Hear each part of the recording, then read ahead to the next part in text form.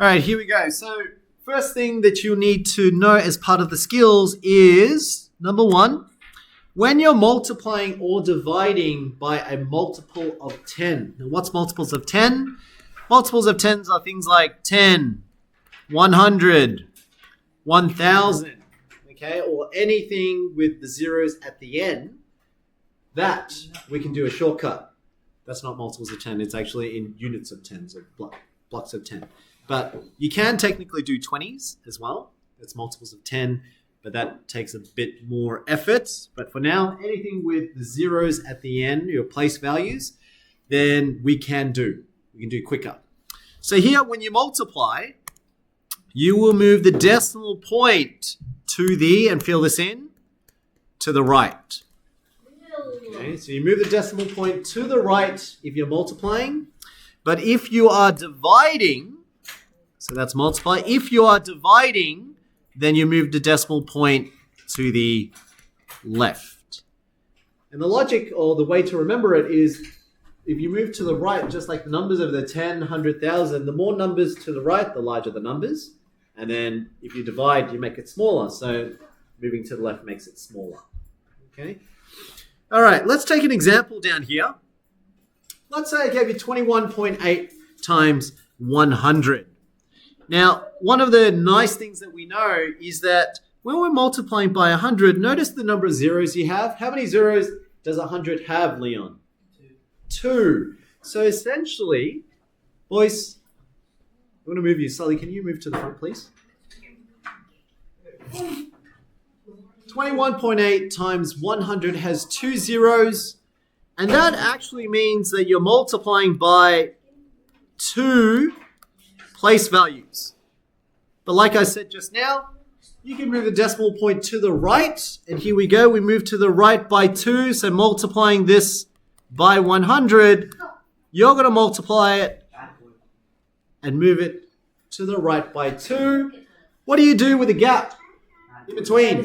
You add a 0. Put the decimal point where it should be now, so then that gives you an answer of 2180, and the new decimal point now is at the end. I'm just going to pause and...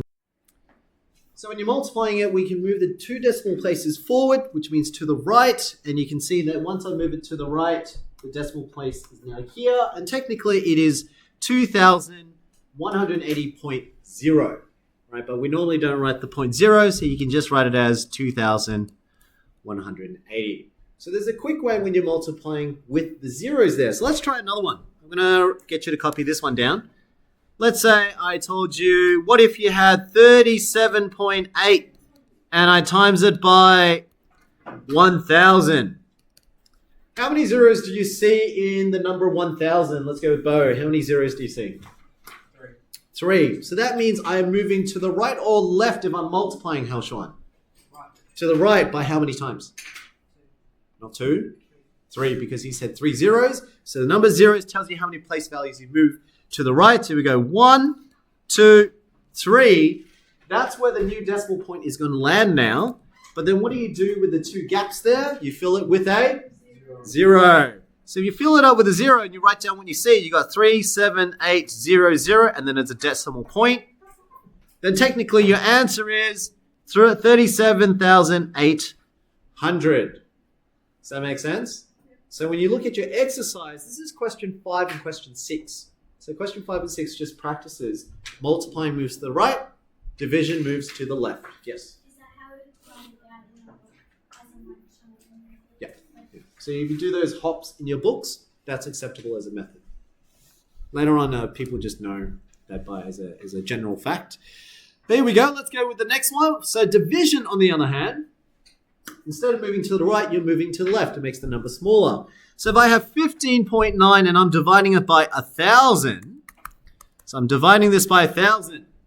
How many zeros do you see in the number 1,000? Ashwin? There are 3 zeros. So do I move left or do I move right when I divide? Let's go with Mandy. Left. Very good. So I moved left by how many places? 3, because there are 3 place values there. So we're going to divide 1, 2, 3. This is my new decimal point, but there's a gap. So you fill the gap with? 0. So I put a 0 in between. So really, the number that you actually have is 0.0159. But usually we do write a 0 here, just so that people know that the units are 0 since the decimal's here. Okay, so it's 0.00159. As a sort of realistic problem recently, do you remember I told you I was doing a bleach bath for my daughter? And then I showed you a Royal Children's Hospital website, and it talked about a final concentration of 0.005%. And I thought it was interesting because it looks like half or like 50%, but it isn't. What does percent mean? Just out of curiosity, anyone know what percent means? Out of 100. Per means every, and then cent is century, so 100. So really what this is saying is you've got 0.0005 out of 100. But in mathematics, we know that when you say out of, that's the same thing as saying divide. So another way of thinking about it is when you say 0.005%, it's the same thing as saying 0.005 divided by 100. Now we just learnt how to divide when they have zeros in the value. How many zeros does 100 have? 2. If I'm dividing, do I move left or right? Left. I move left by how many places? 2. So starting from here, I move 1, 2. That's my new decimal point. There's a gap in between. So really, my answer or the real value for this is 0.00005. That's what the RCH website was telling me in terms of how much bleach in that tub of water. Overall, my concentration should be that much, which is a very small amount, which makes sense because if I'm putting my daughter who's only 7 months old in and we're making sure to sort of help with the eczema stuff, you don't want a lot of bleach on the skin. It'd be too harmful. So it makes sense it's a very small amount. For the most general population, they don't know chemistry and conversion of the concentration amount. So RCH talks about for every 12 mils of bleach you put, that's equivalent to 10 liters of water. And for the general population, people understand that. Okay, so that is actually equivalent to 0.0005% concentration, which I worked out with my year 12s to confirm it as well. And Kyle also helped me over there to confirm whether that was true or not. And it is. Yeah. Anyways, I just thought that was a fun fact just for you know, because when we get to percentages, that's essentially what we're doing. Okay, so learning how to move back and forth with hundreds and thousands, with the zeros at the end. Yeah? All right, team, flip over to the next page. So that's the first part of your exercise. You're going to need to know how to multiply, divide by hundreds or anything with zeros. But then what happens when you don't have zeros? So we're going to do the first example over here. 3.29 multiplied to 1.4. In a mathematical sense, this is what you're saying. You're saying I've got 3.29. So 3, these are my units, tenths, hundredths. And this is 1.4, so 1 unit, 4 tenths, and then technically I meant to put a 0 there. Now if I multiply that, that's very confusing to do because it's got the decimal. So what we do instead is we say, all right, well, 3.29 times 1.4, this is too hard. I don't like working with decimals. So what we do as a technique is this is what we do. We say, well, why don't we change it? Let's make it a whole number because whole numbers are easier. 3.29, just like what we learned before, what could I multiply to 3.29 so that I can move that decimal point so that it moves forward and it comes 2 spaces forward so that it becomes 329. What would I need to multiply it by? 100. That's the logic. So multiplying by 100 moves to the right, has 2 zeros, so moves to the right, and that changes the number to become 329 multiplied 2. Now, if I times this by 100, that makes it 329. What would I have to multiply to 1.4 to make it a whole number? 10. Very good. So this one now, if I multiplied it by 1 decimal place, that means times it by 10. So if I times that by 10, then I will actually now make it 114 which is a much easier number to work with. This goes back to chapter 1 that you did back in term 1, exercise 1B. Yeah, so I saw that some students still need to practice the skill. This is another time for you to practice. If you hadn't done well long multiplication, this is the second time you can practice. Okay, so here we go. Let's write in the space here. How do we do 329 times 14? Because that's a much easier number than the one we just wrote before. Still keep it in the columns, units, tens, but this is much easier than the one that you just saw before, the template, yeah, with the decimal points. So let's do it. How do we do it with whole numbers? We start off with the first number, 4. We're saying 4 times, and we're going to times every single digit individually. 4 times 9. What's 4 times 9? 36. So we keep the 6, so the units. We carry the tens. So 10 goes over here. So 3 is on there. That's now an extra 3 tens. Then we've done 4 times 9. So now I need to do 4 times 2. Very good. I need to multiply to every digit, right? So 4 times 2 gives me 8. But remember, that's 8 tens with an extra 3. Because the 3 came from the 36 before. 11, very good. So 4 times 9 was 36. Put the 6, carry the 3. But then 4 times 2 is 8. The extra 3 on top makes it 11. Now, if it's 11, put the 1, carry the 1. Very good, Sully. Now, I've done 4 times 9, 4 times 2. What am I missing? 4 times 3 as well. I need to do 4 times a 3. What's 4 times 3? 12. But remember, I have that extra 1. Adds to it, becomes 13. You've done the 4s now. You've done the 4. So I did 4 times 9, 6, carry the 3, 4 times 2, plus the 3 gives me 11, and 4 times 3 is 12, plus the extra 1 gives me 13. Now from this step, the one I'm now missing is I haven't done the 1. So I'm going to do it again. So let's do it. That's 2. I'm going to keep the little digits here. So now we're doing the 1s. We're saying 1 times 9. So we're going to do 1 times 9, 1 times 2, 1 times 3. So 1 times 9 is 9. But where do you put the 9?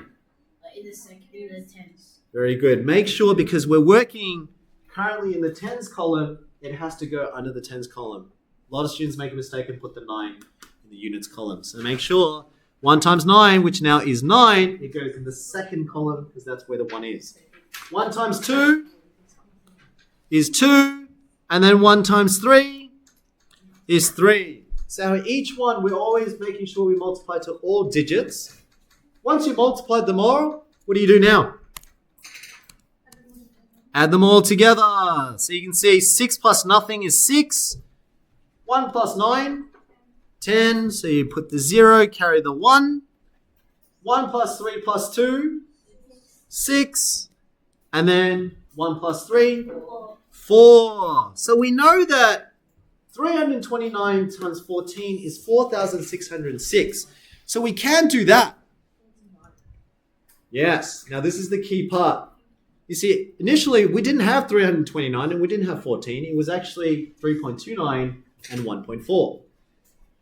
We made our lives easier by doing times 100 times 10. But that's not the real numbers. So now we can go backwards. Now that we know the answer should be of these digits, you do the opposite. You see here, you said times by 100. So what's the opposite of times 100? Because we want to go backwards now. Divide. So here, if I divide by 100, that means whatever this answer is, if I divide by 100, it removes the fact that I times it by 100 before. So if I expanded it, I make it smaller now, right? But then also, remember this one, I times it by 10. So if I times by 10, I now have to? Divide by 10. Very good. I need to divide this by 10 as well. So if I divide that by 10, now think about how many times I've divided. I've divided here with 2 zeros, and then I divide again with another 0. So how many zeros in total? 3. So that means, really, the final answer, it's the same thing as dividing by 1,000. Because you divide by 100 and you divide by 10, well, you might as well just say divide by 1,000. Now, when you divide, do you move left or right? Left. So you move left by how many spaces? 3. So it's 1, 2, 3. This is my answer for what 3.29 times 1.4 is should equal to 4.606. So you see the logic back in primary school, if they did teach you this, they used to tell you to count the number of decimal places. They say count, there's 2 there, count there, that's 3, and at the end you move back by 3. That's how they would have explained it, but they didn't explain why. So the logic was you times it by 100 to make it easier, times it by 10 to make it easier, so then at the end you have to reverse it.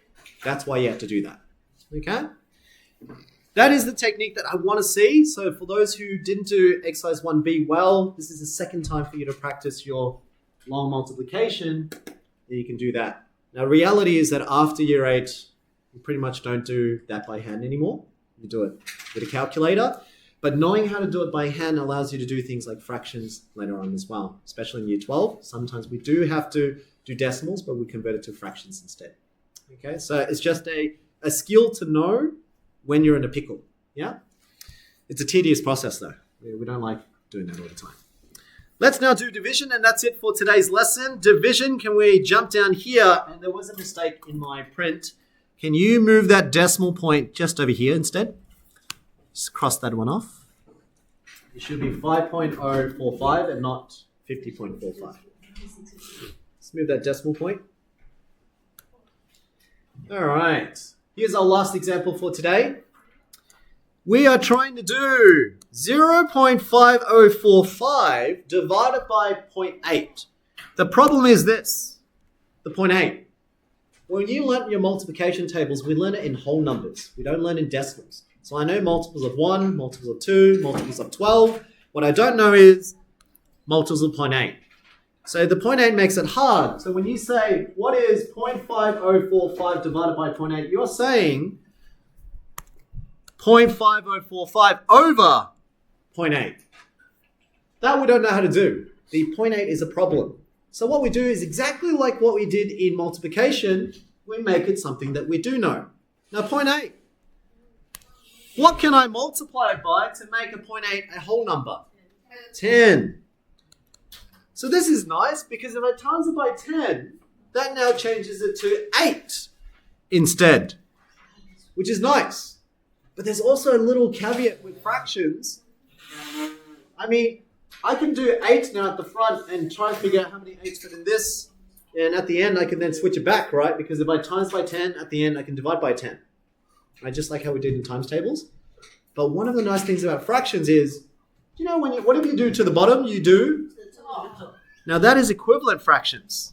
So this is special for fractions and division only. If I times the bottom by 10, and if I times the top by 10, if I times it by 10, what do I get on the numerator? What's 0.5045 times 10? 5.045. Good. The decimal moves to the right by 1. So your answer on the top is 5.045. You don't have to do what you did in multiplication. You know how we times 100 and then we had to move back? This one you don't. Because this fraction is actually equivalent to that fraction. That's why in primary school it's confusing. When you did multiplication, you had to count and then move back. But in division, you never had to count. Right? And the reason why you didn't have to count is because technically, whatever you do to the bottom and you do to the top, this here is easier to work out than that one. So what does this mean? What does 5.045 divided by 8 mean? This literally just means 5.045 divided by 8, or another way of thinking about it is, how many 8s fit into 5.045? That we can do, because we know our multiples of 8. Let's work it out. How many 8s fit into 5? 0, it's too small. So that means the remainder, that 5 units, we carry it over to the next digit. So that 5 carries over to 0 over here. Don't forget the decimal. Decimal still here. 6. So now then you ask yourself, okay, well, it didn't fit just now, so we try, how many 8s fit in 50? 6 remainder 2. Very good, because 8 times 6 is 48. But then you're missing that extra 2, so what do you do with that 2? You carry it over to the 4. 3. Now that becomes 24, so how many 8 goes into 24? 3. Remainder? 0. 0. So I carry the 0 over. That technically is just 5. Now you say, how many 8s fit into 5? 0. But you still have that 5 left over. So then this is where, to make your life easier, add on as many zeros as you need. Carry the 5 over. And you're back to the same thing again. How many 8s fit in 15? 6 remainder.